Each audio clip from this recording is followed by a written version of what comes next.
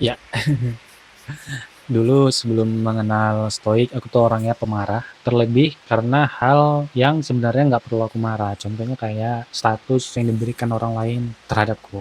Contohnya kayak gini, ketika ada orang yang bilang aku orangnya lambat, orangnya pemalas, ceroboh, dan lain sebagainya yang berkonotasi negatif, kalau dulu pasti aku marah gitu dan mencoba memaksa pemikiran orang lain itu berubah, memaksa orang-orang yang bilang kayak gitu tuh menarik kata-katanya dan nggak ngomongin itu lagi, karena aku merasa bahwa itu bukanlah aku gitu, label-label negatif tadi bukanlah aku. Tapi semenjak belajar tentang stoik, baca-baca bukunya dan terpapar konten-konten stoik gitu, merasa bahwa apa yang diberikan orang lain, label ya, maksudnya label status sembrono, itu jadi nggak penting buat aku berikan perhatian gitu. Sekarang kalau misalkan ada orang yang bilang aku jelek, aku ceroboh, aku lambat, aku bodoh, aku miskin dan lain sebagainya, itu merasa ya udah aja gitu. Karena yang terpenting adalah bahwa kebenarannya kita yang tahu gitu.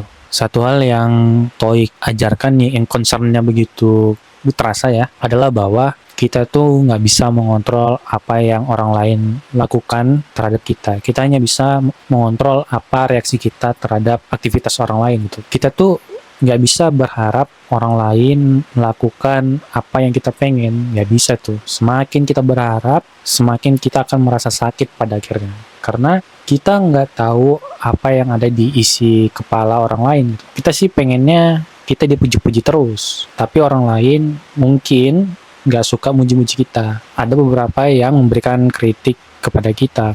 Dan kita tuh ya udah, nggak perlu memaksakan orang lain untuk terus-terus muji-muji kita. Semakin kita berharap untuk dipuji terus, semakin dalam kekecewaan yang akan kita terima. Aku belajar juga gitu dari pengalaman-pengalaman itu, bahwa itu tuh jadi semakin gak penting, beneran gak penting sama sekali. Malah kalau ada orang lain yang ngomong kayak gitu terhadapku, ya aku ya malah senang aja gitu, malah berterima kasih, karena di waktu yang sedikit ini, di waktu hidupnya yang hanya 24 jam ini, dia memberikan perhatian, dia mencoba mencari apa yang kurangnya di aku, lalu dia sampaikan ke aku, dan itu kan butuh effort, dan aku ya memuji itu, berterima kasih karena orang-orang ini telah memberikan segalanya hanya untuk memberikan label terhadapku. Dan efek punya mindset seperti ini adalah hidup yang lebih tenang, dan ini real banget. Kita jadi nggak perlu mikirin apa reaksi orang lain terhadap kita, jadi semuanya jadi lebih tenang.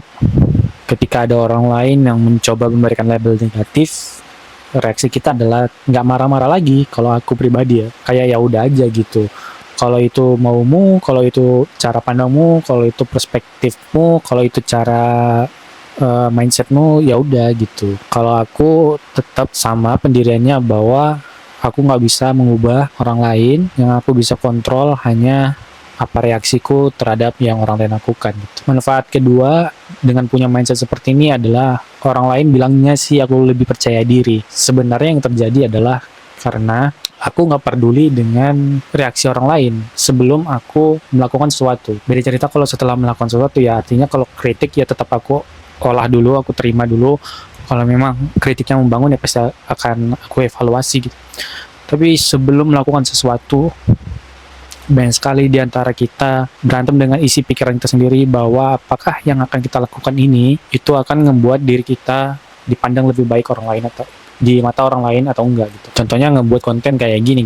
Mungkin di kasus banyak orang sebelum ngebuat video kayak gini mungkin akan berpikiran, apakah video ini akan ngebuat aku jadi lebih baik? Apakah kalau aku ngebuat video kayak gini aku akan dibenci? Apakah kalau aku buat video kayak gini aku bakal dihina? Dan banyak kepikiran apa respon orang lain yang pikirkan terhadap yang akan aku lakukan. Kalau aku punya pola pikir yang rasa bahwa aku nggak bisa mengontrol apa yang orang lain lakukan, dengan punya mindset seperti itu, aku jadi nggak ragu bikin video kayak gini, nggak ragu untuk ngebuat konten-konten lainnya, karena aku merasa bahwa ya udah, respon orang lain itu miliknya sepenuhnya. Yang perlu aku lakukan adalah terus berlatih bagaimana cara ngomong yang baik, bagaimana cara menyampaikan informasi dengan struktur yang baik, bagaimana agar storytelling seperti ini layak dinikmati dan nyaman buat dikonsumsi dan lain sebagainya. Itu adalah hal-hal yang bisa aku kontrol, sedangkan hal yang nggak bisa aku kontrol, apa komentar orang lain terhadap ini, berapa banyak orang yang nonton video ini, itu jadi bukan persoalanku lagi, karena yang terbaik yang bisa aku lakukan adalah mempersiapkan konten ini sebaik mungkin. Bukannya aku nggak peduli kritik, tapi aku akan peduli kritik ketika produknya sudah jadi. Ketika produknya belum jadi, ya udah fokusku adalah ngebuat produk ini agar jadi. Mungkin yang nonton bisa memahami apa yang bisa aku sampaikan ya. Mohon maaf, ini saya konten kreator pemula. Videonya aja banyak yang belum ditonton orang. Jadi ya ini mungkin yaping kedua. Ini yang memang berasal dari hati banget setelah ngomongin Manchester United.